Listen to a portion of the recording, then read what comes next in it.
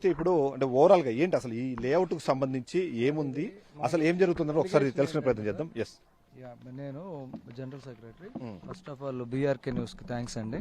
మేము మీకు ఇది జనరల్గా ఎన్ఎంసి మాస్టర్ ప్లాన్ సార్. యాక్చువల్గా ఎన్ఎంసి మాస్టర్ ప్లాన్ ప్రకారం ఇది ఎన్ఎంసి మాస్టర్ ప్లాను.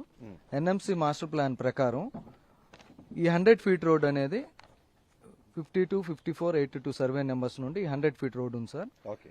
ఇప్పుడు మాకున్న ఈ 30 ఫీట్ రోడ్స్, 40 ఫీట్ రోడ్స్ మా ఇంటర్నల్ రోడ్స్. మనమున్న ప్రాంతం యాంటీలియా మనం ఉన్న ప్రాంతం. కానీ యాక్చువల్ గా రోడ్ ఎన్ఎంసీ మాస్టర్ ప్లాన్ ప్రకారం 100 ఫీట్ రోడ్ ఇక్కడ వెళ్తుంది. దీన్ని వాళ్ళు ఏమీ రెడీ చేసుకుని దాని యాక్సెస్ తీసుకోకుండా ఇక్కడ ఒక కాలనీ గుండా ఇటువైపు ఇప్పుడు మీరు కూల్చిన రోడ్ ఇక్కడ ఉంది సార్. ఇక్కడ నుంచి ఇలా వచ్చి ఇలా తిరిగి ఇలా వచ్చి ఇలా వచ్చి ఈ రోడ్ లో కలవడము ఎంతవరకు సంబంధం? ఇక్కడ 30 ఫీట్ రోడ్స్ ఉన్నాయి, ఇక్కడ 30 ఫీట్ రోడ్స్. ఇక్కడ ఈ 30 ఫీట్ రోడ్డు గుండా ఇలాగ వచ్చేసి ఈ రోడ్డు గుండా వచ్చి 60 ఫీట్ రోడ్ లో కలవాలని వాళ్ళ ఐడియా. ఇక్కడ ఇది మెయిన్ రోడ్ ఇక్కడ నుంచి ఇలా పెట్టుకొని దీన్ని డెవలప్ చేయకుండా ఈ రోడ్డును కూల్చి దీన్ని ఇంత టర్నింగ్లు తీసుకొని ఇది 30 ఫీట్ రోడ్ సార్. ఇప్పుడు మనం ఉండే 30 ఫీట్ రోడ్. ఈ 30 ఫీట్ రోడ్డుకు ఇటుపక్క కార్లు ఉంటే సెంటర్ లో మీకు ఉండే 10 ఫీట్ కూడా ఉండదు ప్లేస్. ఈ 10 ఫీట్ గా మా వాళ్ళు నడవడానికి సరిపోవట్లేదు. ఈ ప్లేస్ లో అడిషనల్ ట్రాఫిక్ తీసుకొచ్చి ఇటు నుంచి ఇటు తిప్పుకొని వచ్చి ఈ 100 ఫీట్ లో ఈ 60 ఫీట్ రోడ్డు కలపాలనుకుంటారు. ఈ 60 ఫీట్ రోడ్ లో ఆల్రెడీ ఇక్కడ దాదాపు 3,000 అపార్ట్మెంట్లు దాదాపు 10,000 మంది ఇక్కడ ఈ రోడ్డు వాడుతున్నారు. ఇక్కడ 10,000 మంది, మేము ఒక 3,000 మంది, 13,000 మంది మినిమం వాడుతున్నాము. దాదాపు 1000 నుంచి 1,500 వెహికల్స్ ఈ రోడ్లో వెళ్తాయి. అది కాకుండా అడిషనల్ గా ఇక్కడ నుంచి తీసుకొచ్చి ఏం న్యాయం చేయాలనుకుంటున్నారు? ఆల్టర్నేట్ రోడ్స్ డెవలప్ చేస్తే ట్రాఫిక్ తగ్గుతుంది. కానీ ఆప్షన్ 1 మీరు ఇది డెవలప్ చేయాలా, మెయిన్ బాచుపల్లి టు ఓఆర్ఆర్ ఆ రోడ్డు దాన్ని క్లియర్ చేసి ఆప్షన్ 3 గా ఇటువంటి తీసుకోవాలి. కానీ ఫస్ట్ ఆప్షన్ గానే కాలనీలను కూల్చేసి తీసుకెళ్లడం తప్పు కదా సార్. సార్ మాకు ఆప్షన్స్ 1, 2, 3 వద్దు సార్. మాకున్నది మేము 10-12 సంవత్సరాల క్రితం కొనుక్కున్నాం. ఇది మేము కొనుక్కున్నప్పుడు మా బిల్డరు మాకేదైతే లేఅవుట్ చుట్టూ కాంపౌండ్ వాల్ కట్టించి ఇచ్చాడో అదే స్టాండ్ మీద ఉన్నాం మేము.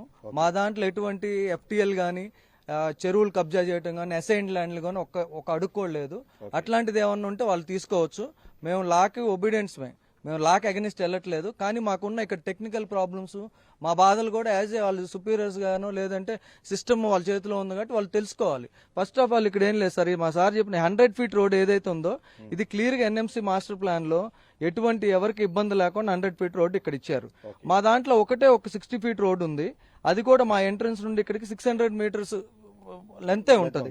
ఈ దీంట్లో మేము 650 విల్లాస్ వాళ్ళు వెళ్తాం. తర్వాత ఇటు పక్క మీకు పిఈ అంటే ప్రణీత్ ఎన్క్లేవ్ అని చెప్పి ఉంది. ప్రణీత్ ఎన్క్లేవ్ లో దగ్గర 11 అపార్ట్మెంట్స్ ఉన్నాయండి. 11 అపార్ట్మెంట్స్ లో 2,000 ఫ్లాట్లు ఉన్నాయి. వాళ్ళు ఇటు నుండి వచ్చి ఇక్కడికి వస్తారు. ఇక్కడ టౌన్ స్క్వేర్ అని ఉంది, వాళ్ళు 525 ఫ్లాట్స్ ఉన్నాయి, వాళ్ళు ఇక్కడ వస్తారు. తర్వాత రైజీనియా అని ఉంది, మీరు వస్తుంటే రోడ్డులో రైజీనియా, వాళ్ళు ఇదే రోడ్డు. మొత్తం ఓవరాల్ గా ప్రతిరోజు 25,000 to 30,000 పీపుల్ ఈ రోడ్డు వాడుకుంటున్నాం. ప్లస్ ఇక్కడ న్యూగా కన్స్ట్రక్షన్ చేస్తున్న 2 టవర్స్ వస్తున్నాయి, 33 ఫ్లోర్స్. ఈ 33 ఫ్లోర్స్ లో మీకు ఏదైతే ఉందో ఈ 33 ఫ్లోర్స్ లో కడితే మాకిన్న ఈ అపార్ట్మెంట్స్ అన్ని ఏవైతే ఉన్నాయో మా ఓన్లీ ఈ 60 ఫీట్ రోడ్ ని ఇదంతా వాడితే ఆ ముందుకెళ్లిన తర్వాత ఓల్డ్ ముంబై హైవే ఉంది. మా 60 ఫీట్ రోడ్ ఇదే ఓల్డ్ ముంబై హైవే కలుస్తుంది. ఎన్ఎంసీ ప్రతిపాదించిన మాస్టర్ ప్లాన్ లో ఉన్నటువంటి ఈ రోడ్డు ఇదే 100 ఫీట్ రోడ్ కలుస్తుంది. మా రిక్వెస్ట్ ఏంటంటే మీ ద్వారా ఎవరైతే ఉన్నారో హైడ్రా రంగనాథ్ గారు కానీ మా దగ్గరకు వచ్చిన నరేష్ గాని ఎవరైనా ఇక్కడున్న 650 మంది విల్లాసు, ఈ విల్లాస్ కూడా అందరు విల్లాస్ అంటున్నారండి. గేటెడ్ కమ్యూనిటీ అంటే పెద్ద ఇది కాదు. మా దాంట్లో ఎల్ఐజీ, హెచ్ఐజీ, ఎంఐజీ అన్ని సెగ్మెంట్స్ సంబంధించి ఉన్నాయి. మాకు ఆ 12 సంవత్సరాల క్రితం కాంపౌండ్ వాళ్ళు అన్ని ఉన్నాయి కాబట్టి. ఒక పాయింట్ చెప్పండి, ఇప్పుడు ఒకవేళ నిజంగానే ఈ రోడ్డు ఓపెన్ చేయడం ద్వారా ఎక్కువ మందికి యాక్సెస్ దొరికే అవకాశం ఉందా? మోర్ ఓవర్ మీరు అన్నట్టు ఇక్కడ నుంచి వచ్చే ట్రాఫిక్ ని విత్స్టాండ్ చేసేంత కెపాసిటీ ఈ రోడ్డుకు ఉందా? లేదు కదా సార్, మాకు ఇచ్చిన యాజ్ పర్ మాకు ఇచ్చిన లేఅవుట్ ఇప్పుడు ఇది కొట్టింది సార్. ఇక్కడ మనుషులు లేరు, జంతువులు జనసంచారమే లేదు, ఇక్కడ మనుషులు లేరు, ఈవెన్ ఏమీ కూడా ఉండడం లేదు. రాత్రి 10 గంటల తర్వాత అసాంఘిక శక్తులు వాడుకునే ప్రదేశాలు. దీనికోసం అని ఇక్కడ మాకు ఈ గోడ కొట్టేస్తే మా సెక్యూరిటీ ఏమైతుంది? మీరేమన్నా ఇక్కడ విపరీతమైన ట్రాఫిక్ ఉండి ఓపెన్ చేస్తే ఏమన్నా పర్వాలేదు, కానీ ఏమీ లేని చోట ఒక గోడను కూల్చడం వల్ల దానివల్ల మీరు ఇమీడియట్ గా ఎవరికి న్యాయం కలిగించాలనుకుంటున్నారు అది ఆలోచించాల్సి. సార్ ఇది ఇట్లాంటి ప్రాబ్లం వస్తుందనే హెచ్ఎండి మాది మేము 2015 ఉంటే ఇది హెచ్ఎండి 2022లో మా బ్యాక్ సైడ్ అటు పక్కన ఇదైతే డ్రై ల్యాండ్, ఇక్కడ ఏం లేదు, ఇప్పుడు గోడ తీసింది. ఈ బ్యాక్ సైడ్ వీళ్ళు క్లియర్ గా హెచ్ఎండి లేఅవుట్ చేసేటప్పుడు మా గోడ పక్కన ఒక 40 ఫీట్ రోడ్ ఇచ్చారు. ఇదంతా తీసుకెళ్లి ఓల్డ్ ముంబై 100 ఫీట్ రోడ్ ఏదైతే రెడ్డి ల్యాబొరేటరీస్ లో సర్వే నెంబర్ 52, 54, 55, 82లో వచ్చేదానికి యాడ్ చేశారు. వీళ్ళు కొంతమంది ఇక్కడ ఉన్న రియల్ ఎస్టేట్ ఏజెంట్స్, పొలిటికల్ గా ఇన్ఫ్లుయెన్స్ ఉన్న వాళ్ళు, కొన్ని పార్టీల వాళ్ళు అది 37, 38 సర్వే నెంబర్లని అబద్ధ ప్రచారం చేస్తున్నారు. 37, 38 సర్వే నెంబర్ లో మా పార్కులు గ్రీన్ జోన్ ఉంది. ఇదిగోండి మీకు ఇక్కడ ప్రణీత్ గేటెడ్ కమ్యూనిటీ క్లియర్ గా హెచ్ఎంటీ వాళ్ళు మార్క్ చేసి వాళ్ళు రిలీజ్ చేశారు. హెచ్ఎండిఏ బ్రోచర్ లో ప్రణీత్ గేటెడ్ కమ్యూనిటీని రిలీజ్ చేసి వాళ్ళు ఇక్కడ సేల్స్ చేసుకొని ఇక్కడ రోడ్ అని చూపించిన తర్వాత మా కాలనీ గుండా రోడ్స్ బ్రేక్ చేయడం ఎంతవరకు న్యాయమని మేము ప్రశ్నిస్తున్నాం సార్. అయితే ఇప్పుడు మీరు చెప్పిన ప్రకారము ఈ రోడ్డు అన్నది కేవలం వెనకాల ఇప్పుడు కొత్తగా ఒక వెంచర్ వస్తుంది, ఆ వెంచర్ కి లబ్ధి చేకూర్చడానికి మాత్రమే జరుగుతుంది అంటారు. అంతే కదా సార్. నేను చెప్పడం కదా సార్, ఇక్కడికి వచ్చి ఎవరైనా 10 నిమిషాలు అక్కడ నిల్చుంటే అది క్లియర్ గా అర్థమైపోతుంది సార్. అక్కడ ఎవరు జనసంచారం లేని చోట ఒక గోడ కొట్టేసి వాళ్ళకి యాక్సెస్ ఇవ్వాలంటే అక్కడ ఉండే లేఅవుట్లను వాల్యూ పెరగడానికి రియల్ ఎస్టేట్ లబ్ధి కోసం కాకపోతే ఇక్కడ ఎవరికి ఏమీ ఉపయోగం లేదు సార్. సో దీనికి వేరే యాక్సెస్ ఉంది అంటున్నారు. మరి ఆ యాక్సెస్ మల్టిపుల్ యాక్సెస్ ఉన్నప్పుడు ఎందుకు అటు వెళ్లకుండా వాళ్ళు ఈ లోపలికి రావాలన్న ఉద్దేశం ఎందుకు ఉందంటారు? ఇటు పక్కన ఏదైతే ఓపెన్ ప్లేస్ లోనే దానికి రియల్ ఎస్టేట్ భూమి కోసం ఈ పొలిటికల్ రియల్ ఎస్టేట్ ఏజెంట్స్ ఎవరైతే ఉన్నారో అన్ని పార్టీ వాళ్ళు కుమ్మక్కయి మాకు చేస్తున్నారు. మా సమస్యని ఎంపీ గారికి ఒక 10 సార్లు వెళ్ళి రిక్వెస్ట్ ఇచ్చాము, ఆయన ఏం పట్టించుకోలేదు. నేను ఎమ్మెల్యే గారిని అడిగితే ఆయన ఒక 1 వీక్ 10 days లో వచ్చి మా ప్రాబ్లం నేను చూసి దగ్గరుండి నేను హెల్ప్ చేస్తాను, ఆ లేఅవుట్ అన్ని మీకు తెలిసినాయి అన్నారు సార్. అట్లానే మా దాంట్లో ఒక నిమిషం మీరు తీసుకుని అందులో ఒకసారి మహిళలతో మాట్లాడే ప్రయత్నం చేద్దాం. ఎందుకంటే ఇలాంటి గేటెడ్ కమ్యూనిటీస్ కానివ్వండి, లేకపోతే ఇలా కాంపౌండ్ వాళ్ళు మధ్యలో ఉన్న వాటిని ఎక్కువగా ఇష్టపడడానికి కారణం ఏంటంటే సెక్యూరిటీ ఉంటుంది, పిల్లలు లోపల ఉంటారు. ఒకవేళ బయటికి వెళ్ళినా సరే ఖచ్చితంగా అక్కడ సెక్యూరిటీ సమాచారం లేకుండా బయటకు వెళ్లారు కాబట్టి మేము సెక్యూరిటీగా ఉంటామనే రీజన్తో ఇలాంటి ప్లేసెస్ లో తీసుకుంటారు. అలాంటప్పుడు ఈ రోడ్ ని ఓపెన్ చేయడం ద్వారా వీళ్ళు భావిస్తున్నట్టుగా లేకపోతే అనుమానిస్తున్నట్టుగా ఇది అరాచక శక్తులకి ఒక యాక్సెస్ ఇచ్చే పరిస్థితి తప్ప దీనివల్ల లాభం ఏం లేదు అన్నది. సో మీరు చెప్పండి, అంటే ఇది సార్ ఇది ఎందుకు జరిగిందన్నది పక్కన పెట్టండి, దీనివల్ల మీరు ఎంత ఇన్సెక్యూర్ గా ఫీల్ అవుతున్నారు, మీ పిల్లలకు సంబంధించి దాని గురించి మాట్లాడండి. అందరికీ నమస్కారం అండి.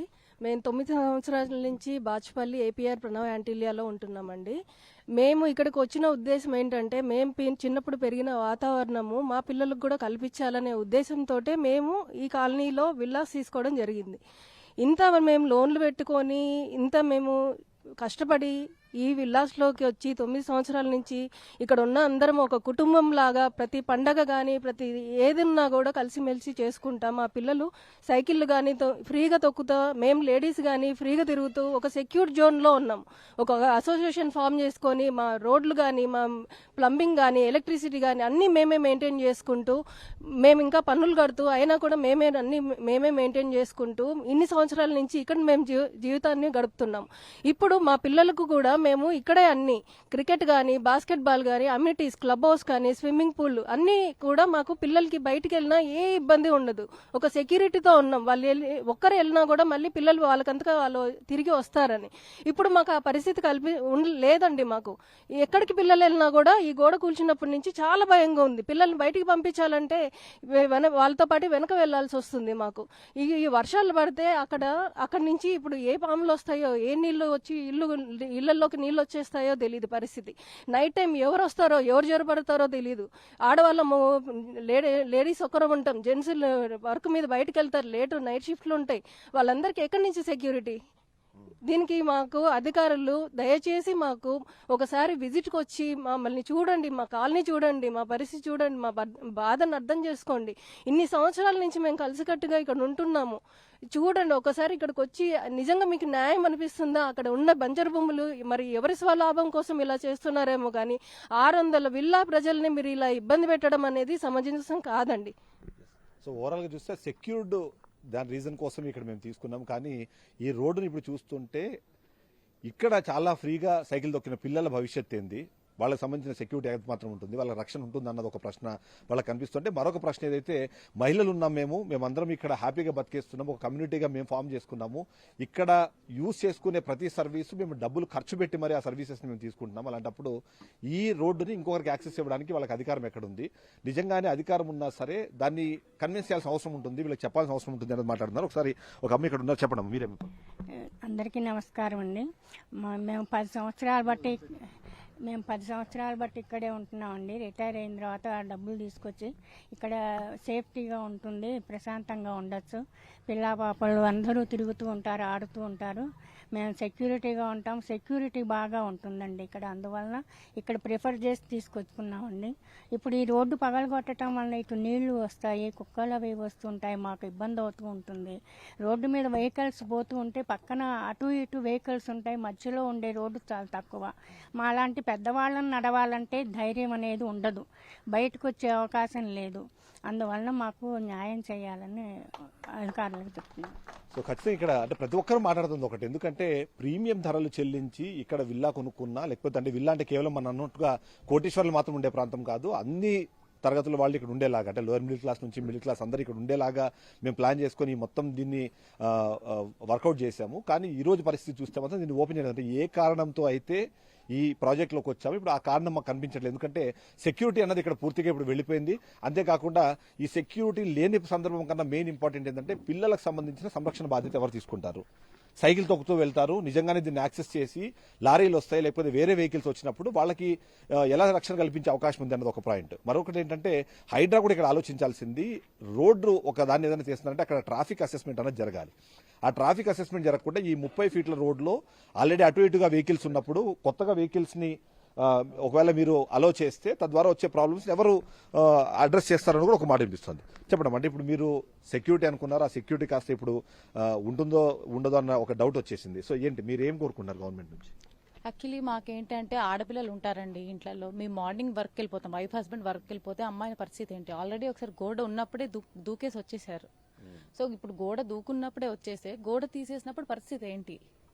మేము ఇంత సెక్యూర్డ్గా ఉందనే కదండి కొనుక్కొని వచ్చింది. సో చిన్నపిల్లల నుంచి పెద్దవాళ్ళ వరకు ఎవరు మాట్లాడినా సరే వాళ్ళది ఒకటే ఒక బాధ కనిపిస్తుంది. ఎందుకంటే సెక్యూరిటీ అన్నది ఒకటైతే కీలకమైన మరొక అంశం ఏదైతే ఉందో ఆ అంశం ఏంటంటే చిన్నపిల్లల నుంచి పెద్దవాళ్ళ వరకు ఈ రోడ్లలో ఇంతకు ముందు చాలా ఫ్రీడమ్ గా తిరిగాం మేము, మా ప్రాంతం ఇది, మా ప్లేస్ ఇది, మేము దీన్ని డెవలప్ చేసుకున్నాము, మేము ఇలా మెయింటైన్ చేస్తున్నాం అనుకున్నారు. కానీ అది కాస్త ఇప్పుడు పబ్లిక్ రోడ్డుగా మారిపోతే వచ్చే సమస్యలు వాటన్నిటి గురించి కూడా వాళ్ళు బాధపడుతున్నారు, భయపడుతున్నారు. సో మీరు ఇప్పటిదాకా అంటే మీరు ఇప్పటిదాకా హైడ్రా ఏమైనా మీరు అప్రోచ్ అయ్యారా? హైడ్రా అప్రోచ్ అయిన వాళ్ళ దగ్గర నుంచి రెస్పాన్స్ ఏంటి, అసలు ఏంటి దాని గురించి మాట్లాడండి సార్. అసలు యాక్చువల్గా ఏంటంటే స్టార్టింగ్ లో మేము హైడ్రా వాళ్ళు మమ్మల్ని పిలిచినప్పుడు మా ప్రెసిడెంట్ గారు అందరూ వెళ్ళి ఏప్రిల్లో కలిసి వచ్చాం. కలిసి మా రోడ్స్ ఇవన్నీ సపోర్ట్ చేయవండి, మాది యాక్చువల్గా ఉన్న మా రోడ్లు ఏదైతే ఉందో దాని కింద మా electrical 11 kV wires, drainage plus మా గ్రూప్ వాటర్ లైన్స్ ఇవన్నీ దాని కిందే ఉంటాయి. సో మాకు అది టెక్నికల్గా కూడా ప్రాబ్లం అవుతుంది అంటే మీది గేటెడ్ కమ్యూనిటీ కాదన్నారు. సరే మీది గేటెడ్ కమ్యూనిటీ కాదన్నప్పుడు హెచ్ఎంటీ వాళ్ళు ఆక్షన్ పెట్టి అటు పక్క గేటెడ్ కమ్యూనిటీ అని మెన్షన్ చేశారు. మా దాంట్లోనే కొన్ని ల్యాండ్స్ గవర్నమెంట్ ఉంటే వాళ్ళు ఆక్షన్ పెట్టి వాళ్ళు కొనుక్కున్న వాళ్ళకి క్లియర్గా ఇదిగోండి point number 17 as per gated committee rules ప్రకారమే ఇల్లు కట్టుకోవాలని చెప్పి క్లియర్ గా ఇచ్చారు.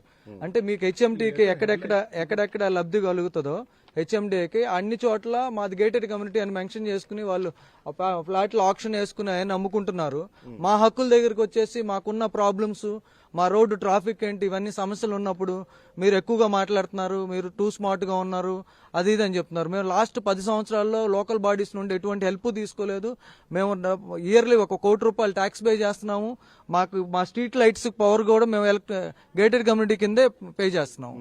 సో మేము అడిగేది అంటే అధికారులని, మాది గేటెడ్ కమ్యూనిటీ కాదా, ఇది కాదు, మేము 11 సంవత్సరాల నుండి ఉన్న సెక్యూర్డ్ లేఅవుట్ లోకి వచ్చి మేము కబ్జా చేయని లేఅవుట్ లోకి, హెచ్ఎండి దగ్గర అప్రూవల్ ఇచ్చిన లేఅవుట్ లోకి హైడ్రా వీళ్ళందరూ వచ్చి మేము దొంగలో ఏదో ఇక్కడ టెర్రరిస్టులు ఉన్నట్టు పొద్దున ఒక 100 మంది పోలీసు వాళ్ళని తీసుకొచ్చి మమ్మల్ని వైభ్రాంతులు గురి చేసి ఇక్కడ తాడు అడ్డంగా కట్టి లేడీస్ ని జెంట్స్ ని వెనక్కి నెట్టేసి అంత దౌర్జన్యంగా మాకు అక్కడ తీసి ఏమైంది, ఇక్కడ అంబులెన్స్లు ఆగుతున్నాయా, లేదంటే ఇక్కడ ఏమైనా వెనకమాల హాస్పిటల్స్ ఉన్నాయా?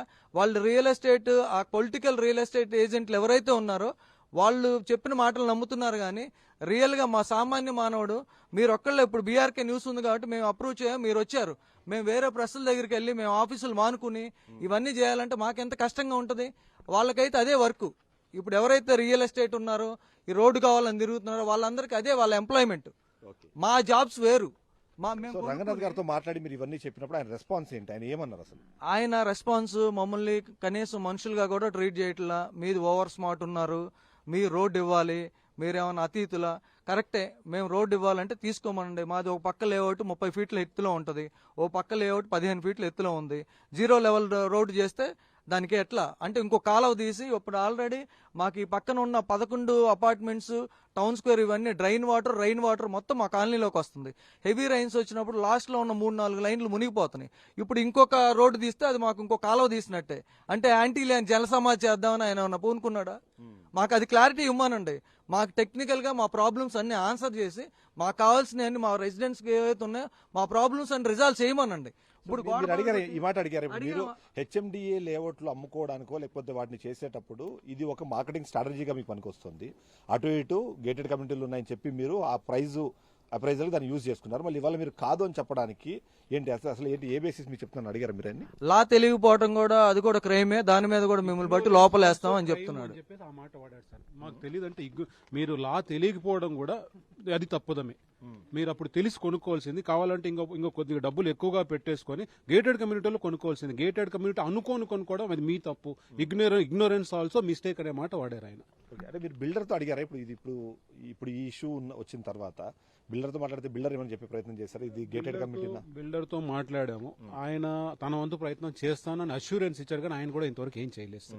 బిల్డర్ మేము ఇలా రోడ్డుకు వచ్చేసామండి, ఏం చేస్తారంటే నేను మాట్లాడతాను, నా వంతు ప్రయత్నం నేను చేస్తాను, నేను అధికారులను కలుస్తాను అని చెప్పి ఆయన చెప్తున్నాడు.